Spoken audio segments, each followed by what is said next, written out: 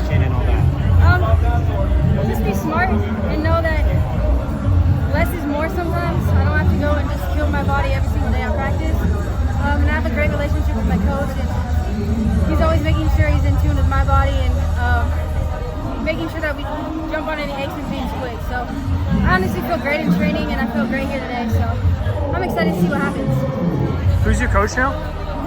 Stuart McMillan. Okay, and Oltis? Yeah. Yeah. How's that been going for you?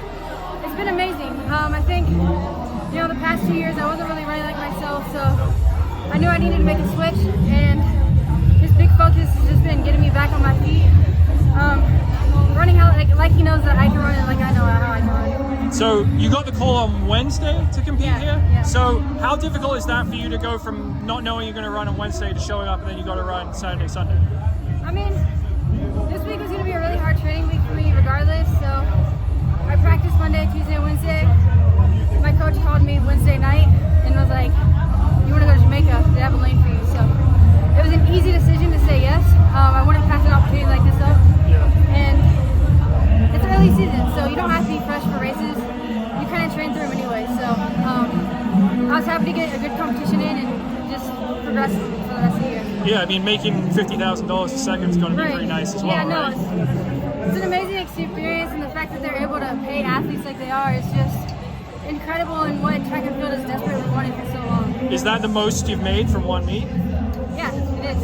So this is definitely the most I've made in one track. What do you think was the previous high?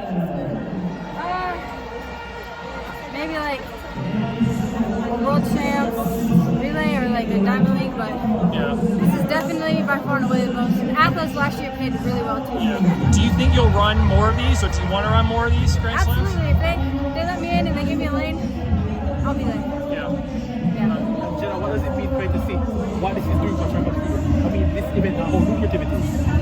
It's exciting to have this. I mean, I've been a professional for almost 10 years now, so to see this and get to be a part of the very first one was really special, and thankful for what Michael Johnson is doing, and I think it's only going to make track and field even more amazing. And what about the format of running different events, one that you're comfortable in, and one that you might not be so comfortable in? Yeah, I think maybe for the short spinners it's the easiest, because at least for the women, if you run the one, you usually run the two, or if you run the two, you can run the one.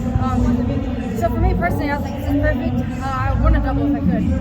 I think it's a little harder for like the 400 runners, the 400 hurdlers, and distance runners.